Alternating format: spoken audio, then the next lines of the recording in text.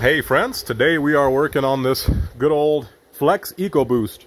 This is a 2010. They should all be the same pretty much to the end of the run, I believe. Don't mind the edge wheels. These are just our winter set. 18s, I think that's about as small as you can go. Might even fit 17s on there. But anyway, this good old EcoBoost here, this is turbo number 3. We've only got about almost 400,000 on this unit, but bought it with a bad turbo, probably 320 or so. And then a friend of mine took over, changed the turbo. 10,000 or so later, 20,000 later, that turbo went as well. We put another one on, and then within 1,000 of that turbo went as well. So now this is turbo number 3. We're hoping that we've got better luck with this. They kept snapping shafts right in the middle for whatever reason, but this is more about just a quick video on how to do this swap. This is driver's side, they call it. If I'm not mistaken, that would be the left side of the motor, as in if this was twisted in an F-150 or the like, it would be like that, being that the turbo would be on the driver's side, which then of course spins down to this side. And if you're curious about the turbo, we kept getting turbos from Rock Auto. They are SKPs, I believe, and apparently they're not particularly reliable. Like I said, this is turbo number 3 within a 20,000 kilometer span here, so that is pretty ridiculous. But anyway, I might recommend not getting you know, Rock Auto turbos unless you want to keep warrantying them, and their warranty seems to be garbage anyway. But we've actually never even tried warrantying them. They ended up me buying one, and then first he bought one, and then I bought one, and then the in-laws bought one, because this is the in-laws vehicle now. So anyway, we actually had this one leaking down there, right by that clamp, hot side to cold side, and right by that clamp down there. The other side's got the bolt and the nut on it, and it was leaking right in between there actually. So took it off. The turbo itself seems good. There doesn't seem to be any play in the wheels or anything. No broken shafts yet, but to take this apart, not much to it. So first, you don't even have to do this. We didn't even do this time, but I would recommend doing it anyway. Take the airbox off. Of course, you got 2 clamps there, and these 2 clamps here. Now this sits in here like this, of course, down in there like that. Those 2 bolts have to be taken out. This one's broken. One of the boys hit a deer, so did some damage to that intake. But anyhow, you would have 2 bolts in here. We don't even put them back in again because for some stupid reason, the transmission dipstick is under the intake box. You have to pull that out to check your transmission fluid level, which is ridiculous, but that's just how they are. So I don't even put that back in so I can check my tranny fluid. It doesn't matter anyway. It sits in there with suction cups, no bolts needed, just these 2 up here. You pull those out, you can pop that out, but only after you take that off. Of course, like I said, you pop them 2 clamps off, slide it out from there, and then, of course, make sure this is released, and that sensor, I guess that would be your mass airflow sensor, is unplugged. And I would recommend probably taking the battery cables off as well, but we didn't bother this time. Pull that out, pull that off. And then, of course, some important things here are, one of the things you're going to have to take off is down in there. See that little line? That little rubber line going onto your wastegate there. That guy right there has to pop off behind that wire loom. You can see it. And I'm going to zoom in real close just so you see exactly what I'm talking about. But anyway, that line has to come off. You can see there's no clamp on it anyway, so not much to it. You can literally just reach in there and pull it off. Just be careful. And it's actually not a hard job to do this, really. It's just a little bit tedious. I think if you had done it a few times, you could probably do this in half an hour. But anyway, that stupid heat shield there, got to take that off. You got 2 bolts there. I'm going to zoom in a little bit so I can actually use my light. Here, let's try that. So anyway, you got those 2 bolts there, there, and for some stupid reason, that one right there, and that one's kind of hard to get at. But we had to put the heat shield back on after the 2nd or 3rd turbo failure. I figured I was going to leave it off for now just until we see. And then, of course, you've got your lines down there. You've got your 2 coolant lines that go on there, and one lower. Yeah, where Frankie's got his fingers. You can see them. There is... oh, it actually let me leave the light on this time. You can see the 2 lines, 2 holes. You got one, and then the top one there. So, those are your coolant lines there, because this turbo is water-cooled. And then right... where are we at here? So right there is your oil feed, and your oil drain goes underneath, which Frankie will show you here in a minute. You got to take those lines off after you take the heat shield off. I would recommend doing all that first. Again, I would recommend taking that little rubber guy off in there first, just so you don't have to mess with that later. There he is, just peeking out. Gone. There, just so you know exactly what we're talking about. And you can see we already did the blow off delete idea there. That is just to vent your blow off valve to where you get the psh noises every time you let off the throttle. It just vents into the intake. This is literally just a chair tip you get from any hardware store, really. But anyway, that's not what we're talking about here now. So yeah, to get this turbo off, once you've taken all your lines off, there's a couple of brackets underneath, and then of course you got to take your exhaust off as well. The downpipe, which is laying right here, you can see you got to take that off, but you take out your O2 sensors first.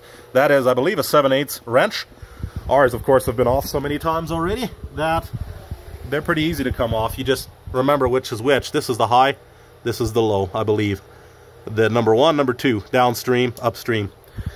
And not much to it. You got to just, you know, common sense to some of this. This video isn't going to be particularly organized, and I apologize for that. I just figured, you know what, we've done this so often, I didn't even check YouTube to see if there's a video. But don't mind all the oil. The last turbo split, and the in-laws decided to keep driving it, even though it was just spewing oil. And, yeah, all kinds of nasty crap pushing pressure out here because the exhaust was blocked, and, yeah, it just wasn't great. And still, this thing's lumbering on, so Frankie's going to show you now. So this is right side up. He's going to show you what you got to take off down there. And show them the turbo drain.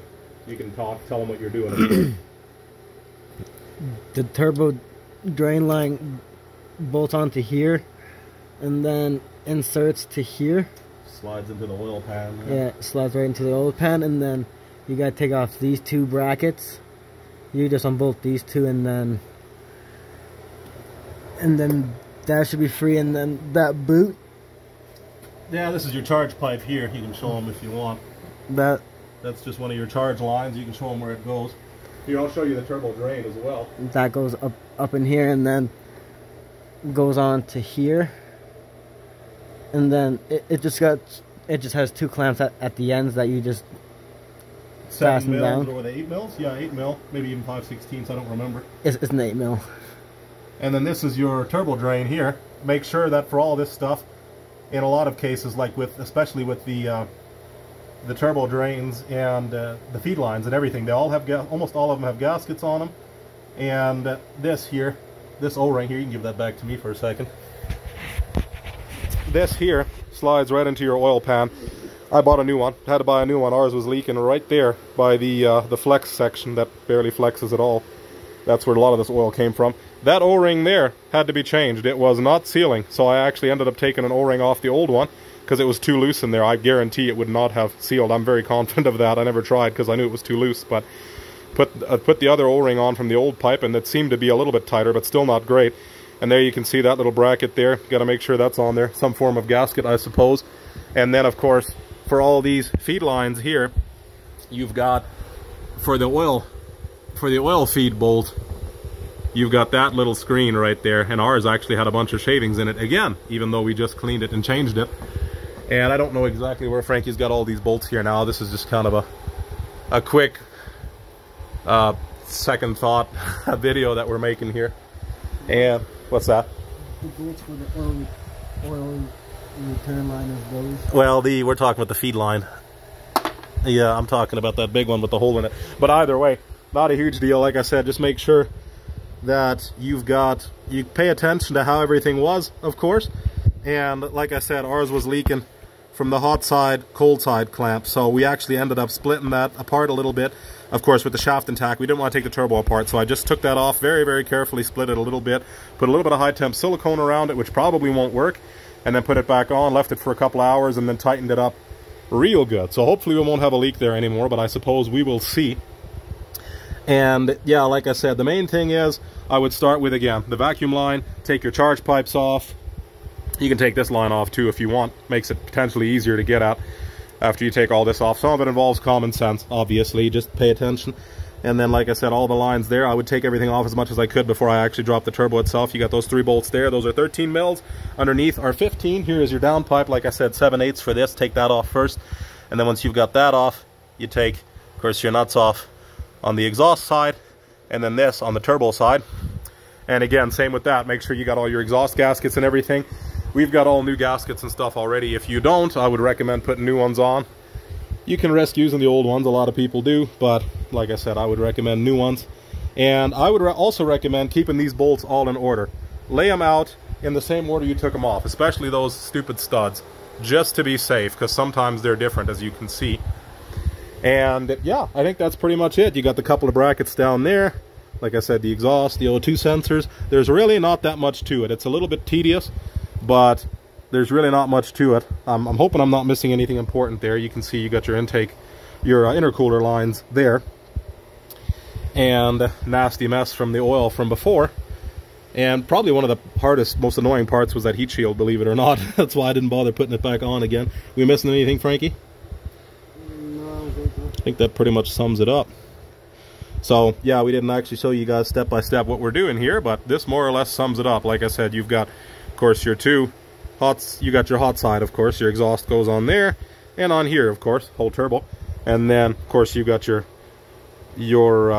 turbo in, and then, of course, your turbo out. It's pretty simple. It's about what you would expect. I believe that's how it goes. Or maybe I'm backwards. I can't remember now. But anyway, either way, those lines both have to come off. Most of them are just clamps like that. You can use a flat screwdriver, but I would recommend, strongly recommend, a socket, because, for example, way down in there, you've got all of a sudden one little freaking screw that has to be tightened up. See that little clamp right there? My goodness, hard to get at, but it's easier to get at from up top, actually, where he's got his finger there. You see it. This thing's like that. As far as what you need for tools, well, extensions, wrenches and ratchets. We use Impact for a lot of things. Just be careful what you use it on. And basic tool set should have pretty much everything you need. I don't believe there's anything special. You might need one particular Allen or Torx. I can't remember what it is, but that's for this guy. This is that turbo line I was telling you about earlier. Or not the turbo oil feed, I mean, rather. Torx 45 yeah, Torx 45. I have this. This whole kit on Amazon's like, what is it, probably 60 bucks or something. So if you wanted a big old fancy special key kit, and you're an enthusiast like myself, eventually it'll come in handy. I buy a tool kit basically every time I feel like I might use it, even if I only ever use it once. So anyway, again, enough rambling and stuff. There's an exhaust gasket there. Hope this helps somebody. I hope we're, you know, this quick on the go video. It's only 1 a.m. so forgive us for being unorganized and tired. Frankie's actually never recorded anything before besides Snapchat selfies. But anyway, hey, best of luck to you guys. If you have any questions, ask in the comments, and as always, may God bless you.